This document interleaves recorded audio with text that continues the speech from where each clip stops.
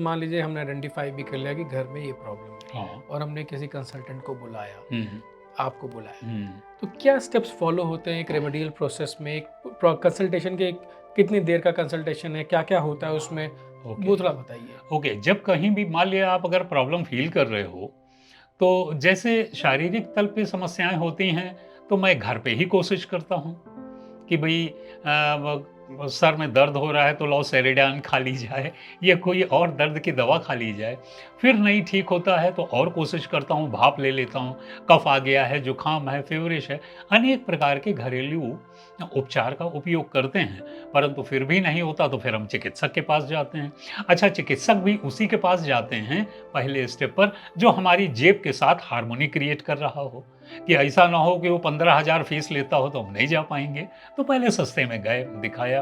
फिर वहाँ से भी जब चीज़ें उसने कोई टेस्ट बताए और टेस्ट हमने जान लिए, जब नहीं होता है तो फिर हम बड़े डॉक्टर, बड़े हॉस्पिटल या उसके एक्सपर्ट के पास जा कर के उससे सलाह लेते हैं। मेरी बात समझ में आ रही होगी। जी। सेम सिस्टम इस वास्तुशास्त्र में भी अप्लाई होता है कि पहले तो आपने नेट और उसे अपने लेवल के ज्ञान से सर्च किया। बाय द वे अगर आपको मिल गया तो आप कंसल्टेंट को ले आए, कंसल्टेंट आपको गाइड कर देगा। यदि संभव है, कार्मिक एक्सिस पर तोड़-फोड़ करानी अक्सर ज़रूरी हो जाती है। बहुत ज़रूरी हो जाती है क्योंकि इस एक्सिस पर आप रेमेडियल छोटी-छोटी रेमेडीज़ अप्लाई करके कंफर्टेबल नहीं हो पाएँगे। मेरा इतना एक्सपीरियंस है कि मैं देख रहा हूँ कि ढेरों उनको उपाय कराए गए लेकिन वो कंफर्टेबल नहीं हो पाए। तो फिर अंततः ये हुआ कि भई इधर के टॉयलेट को हमें बंद ही कर देना है। हमने नॉर्थ ईस्ट में बने हुए टॉयलेट को बिल्कुल बंद कर दिया और सभी लोग मान लिया घर में अपार्टमेंट है, अपार्टमेंट में नॉर्थ ईस्ट पे टॉयलेट बना हुआ था, मुश्किल थी आप वहाँ तोड़-फोड़ नहीं कर सकते हैं। और ये एक्सेस भी वास्तु कहता है कि मोस्ट इम्पोर्टेंट है।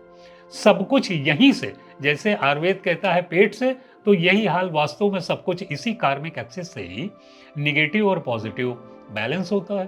तो आवश्यकता इस बात की हो जाती है कि नहीं तोड़ पा रहे हैं तो उस टॉयलेट को बंद कर दें। जो घर में दूसरे और 2-3 टॉयलेट बने हुए हैं उन्हीं का उपयोग करें। उस टॉयलेट को पूजा घर की तरह या साफ रखें या कुछ भी ना करें, तो कम से कम उसका उपयोग बिल्कुल ना करें। ये आपको ध्यान रखना है। जी। कहीं साउथ वेस्ट पर ऐसा तो नहीं है कि हमने ओपन एरिया अपना गार्डन बना रखा है, नॉर्थ ईस्ट की तरफ बेडरूम बना रखा है और साउथ वेस्ट को हमने ओपन छोड़ रखा है। तो ये लग रहा है कि नेगेटिव एनर्जी ज़ोन जो है वो that is not suppressed, it is open. यानी नेगेटिव एनर्जी हमारे यहाँ बहुत प्रवेश कर रही है। तो आवश्यकता हो जाती है कि हम उसको कवर अप कर दें। कुछ ना करें तो हम 1-2 ट्रक गुम्मा ही मंगा के रख सकते हैं। हम वहाँ गमले रख सकते हैं। गमले से उसे हैवी करना, किसी तरह से हैवी करना। हमने उसे टीन छवा दिया।